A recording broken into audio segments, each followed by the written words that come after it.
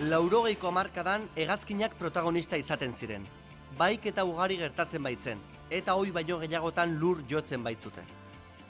Herri jakintzaren arabera, kiniela irabazteko aukera gehiago ditugu hegazkinean istripua izateko baino. Baina herri jakintza ez da zientzia zehatza.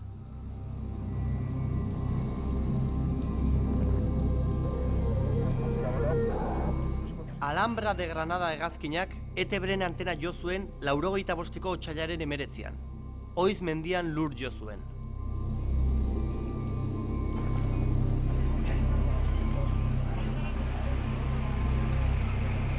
Egun horretan hongitzen goizean prestatuta babizatu diguten, oiz mendian arason bat zegoela, zetidor nagusian arason bat zeukala, ez zuela transmititzen eta hurbildu gintzen ETB-ko repetidor ingurura.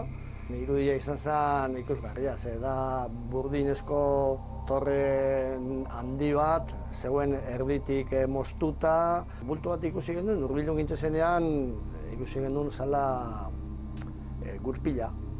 Abioian gurpila. Jarretu, hegazkina, abioia, geratu zen lekura, apurtuta, dana berinduta geratu zen lekura.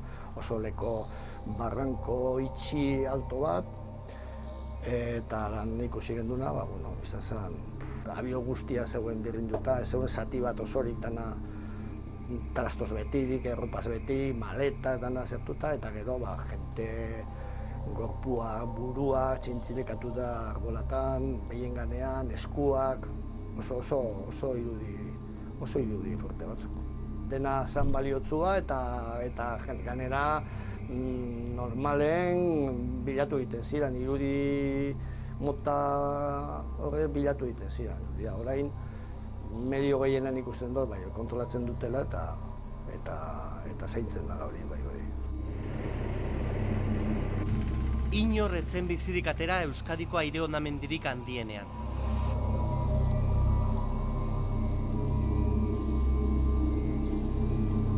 Ehun eta 158 lagunentzat amaiera mingarria.